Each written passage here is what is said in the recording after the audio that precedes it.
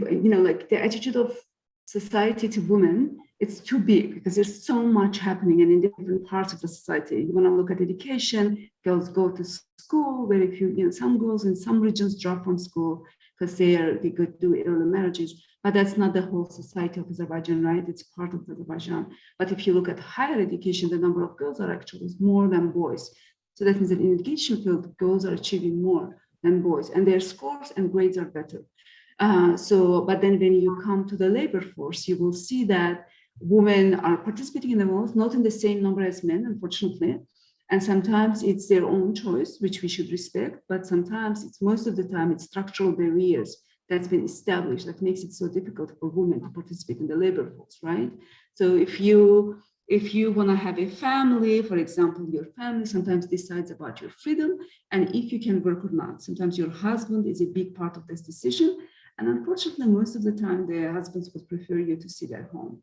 Also, the parents also encourage that kind of behavior. Not all of them, not all over Azerbaijan, but in some parts of Azerbaijan, parents also feel like the woman should finish the university, but also she should be at home most of the time. So the women who try to pursue careers, that means that they have to give a lot of time and energy to compete with men because they don't have as much household obligations. Then to be competitive, women have to devote a lot of time too. But unfortunately, in Azerbaijan, women have lots of other obligations like child caring, taking care of older people, taking care of parents, taking care of their children, which sometimes feels like a sole responsibility of women. And along with that, spending a lot of time to your career is very difficult to do. So that's one reason women don't advance in the career path as much as men do, unfortunately. So that's one part of it, that we have a lot of household chores or work, which is unaccounted, in the sense of women's contribution to the economy, or even in the household, even the husbands and and then mother-in-laws, father-in-laws, or even our own mothers and fathers don't count it as work if you're taking care of children, if you're cleaning the house, if you're cooking for everybody, if you're cleaning after everybody, if you're washing. This is not accounted as work, right? So there's a lot of unpaid work that women do, and they don't get paid for it, and they don't even get recognized for it sometimes, unfortunately. That's one part of it. Another part of it is that there are lots of structural barriers for women to structural and let's say cultural barriers for women to advance in society and in the workplace, right? So structurally, because the workforce, as I said earlier, right, in some of the organizations, you're expected to stay after 6, even at the government organizations, I have to say, with some of the ministers, you have to stay late, you have to get things done, which becomes a structural barrier for women because they can't compete with men. They have to go home and cook and clean and prepare meals, right? So they can't stay after 6 or 8 or 7, right? So that makes them not as competitive. That shows them as if they don't have enough commitment to their work. They're not giving enough time to their work, right? So tomorrow, if somebody's gonna promote, they're gonna promote the one who's staying at work after 6 and delivering after hours, right? So there's structural barriers like that. Also, usually the men are decision makers. The men hire, they are the ultimate decision makers. So usually, unfortunately, men hire men because they're more comfortable with men. And there's research to back it up. And usually, another thing is that research shows that networking is a very important part of advancing at the workplace, any workplace, anywhere in the world. And women don't have that capabilities also as much because they're not socialized that way. And because the high decision makers are men, and there are lots of cultural barriers, we don't socialize with our men partners or men supervisors as much. It's easier for boys or younger men to socialize with other men. Like, for example, like little thing as smoking together makes people closer to each other. It provides a networking opportunity that we wouldn't have. Or going out at night, having some drinks, relaxing together, also does that, right? So there are a lot of ways that men socialize at work that women don't have. And so that means that we do not build that network that we need for tomorrow for our career advancement. And there are more structural issues with that, but those are just some of the structural things. That simple thing as having a place to go and smoke and talk, or makes a huge difference how we are perceived at the workplace or how we can show our achievements in the workplace. That's one part of it. Another part of it is a cultural attitudes towards women's advancement at the workplace, right? It comes from the women themselves, their families, their family members, but also overall the work conditions where they're working, right? So if we say men are better, there are many people in Azerbaijan who would believe men are better leaders than women, or men should be leading the way. Like father leads at home, he makes decisions about the family. Men need to make decisions about business. Men need to make decisions about governance. So even representing us, usually if you look at Parliament of Azerbaijan, again, majority men represent us, even though they're representing all of us, right? But there's still men representing it. When the society is 50-50, but the parliament is, I think, 17% women, which is really low.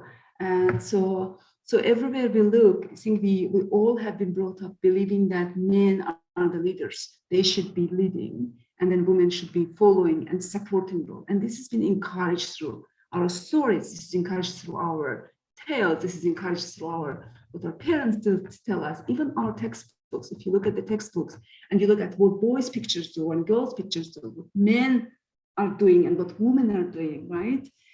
So women will be in this cute kalagay, maybe, writing a poem, but then men are fighting for the country, they're defending the country, they're moving the economy, they're on the Silk Way, and there are no stories of women of doing similar things, or women's strengths and what women are bringing at the table. So through the whole culture, we are promoting this myth, which is a myth, that men are better leaders than women, because that's not proved by the science, right? Yes. So when we come to the workplace, you believe you're not made to be a leader, and then everybody around you also believes women can't be good leaders. And then it's really hard to go and say, I want to be a leader, I want to do that, right? Yes. And then when I say this, usually there is an argument that some women like you, have managed to do that. Then it's possible. Then other women should work harder. And my response is no. I had to sacrifice a lot of things to be here. I had to be better than men. I had to study harder than men. I had to work harder than men, to just every day to prove that I deserve where I am. When that shouldn't be a normal. We shouldn't be with so many sacrifices. Just it's a basic human right. If I want to work hard and I want to go to a certain position, right? It shouldn't be so hard to do. And just because a few women, who I call outliers, have managed to do it, doesn't mean it's easy. Women are just not working hard. That's victim blaming. So I'll stop here. And if you have any questions, you're more than welcome to ask. You said that you have faced a lot of, you had to sacrifice a lot of things for coming to that position. And I believe that you're such a successful woman, and thank you for this speech for giving us. It's really, really, really important to hear your thoughts about this as a woman who has gone through this way and passed this way.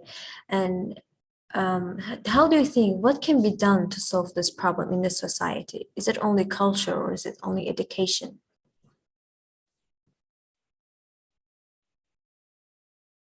So I'm a firm believer that no issue has one reason. There's always many reasons for something happening, right? Especially if it's a societal or economical or it's a political thing. There's a lot of different factors happening. It's both education, it's access to healthcare for women, it's having kindergarten for children, right? All of those structural barriers, because if you don't have a good quality kindergarten, then you as a mother, it's very difficult for you to leave the child. And because you're a caretaker, sometimes sole caretaker, it's very hard to do that.